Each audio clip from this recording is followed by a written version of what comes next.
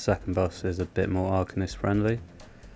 I have already done a mechanics video, but I will try to explain it a bit more here as well. So these mirrors will not activate until the boss gets to 90%, so you're safe until then, and it will always start with those two blasts down the side. That's right. And then it will always switch to the two blasts across the other side next, and it will keep on switching like that until around 35%, where there will be a brief pause, and then the triple mirrors will start activating.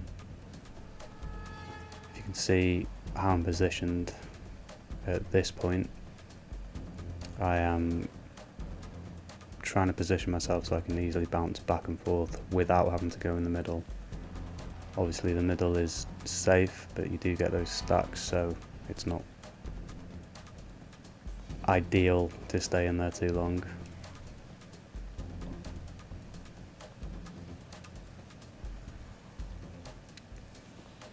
And it should be switching over right about now. Usually we'll wait for a safe, or when we anticipate a safe spot with a decent bit of time so that we can throw our artifacts off.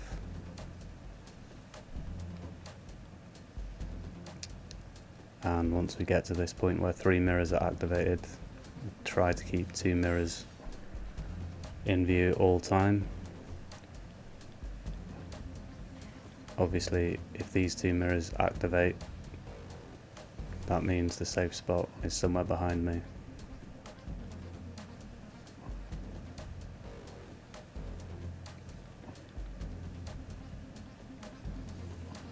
And it's just very easily predictable that way. So there we see, one of them isn't lit up, that means this is the safe spot. And it's never the same safe spot twice, so that can also inform you where's going to be the safe place to go.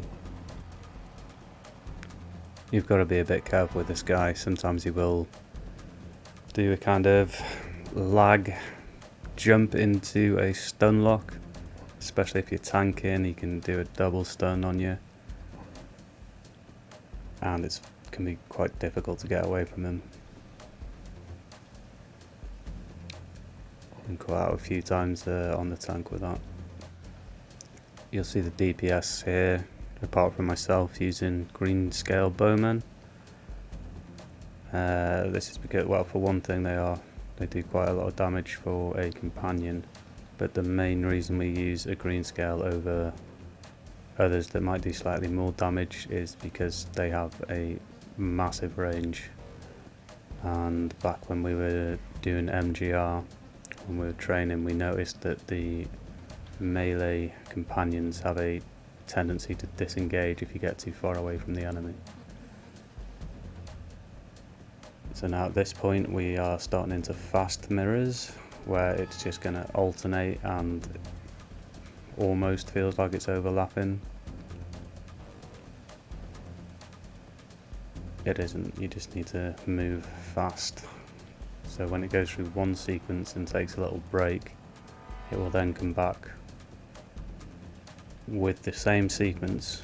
It always starts with the top being safe, but it will then add an additional sequence of mirrors, which is also quite easy to be caught out by if you're only expecting a certain number.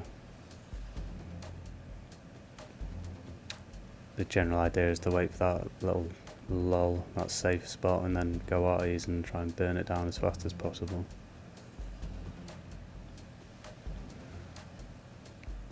The artifacts here were slightly mistimed. It's usually better to do it as it's going into the starfall mechanic,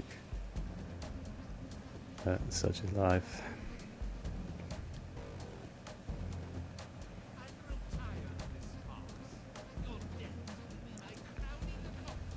But relatively smooth in the end.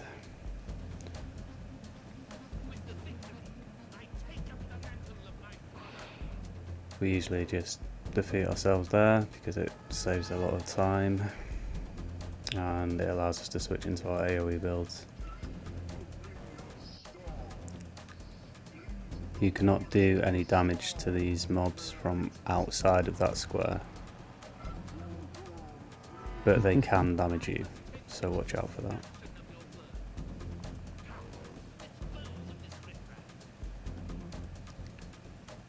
This is basically just a cleanup operation. If it's lagging too hard, sometimes you'll get a little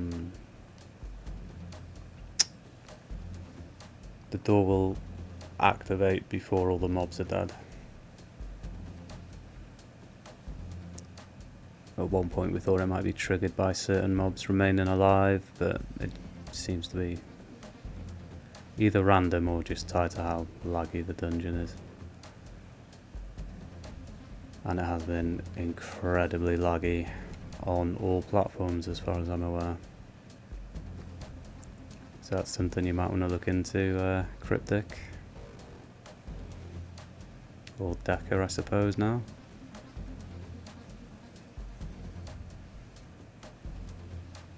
I've switched back to Thaumaturge for AoE.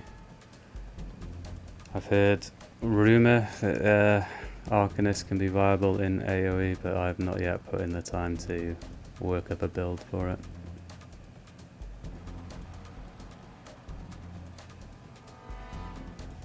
Oh, there we go.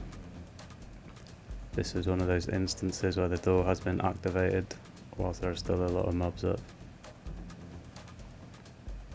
Make for much easier speed runs if we could figure out why and what is doing that. And with all the tanking I've done in here, I've still not managed to get that helm. Very disappointing.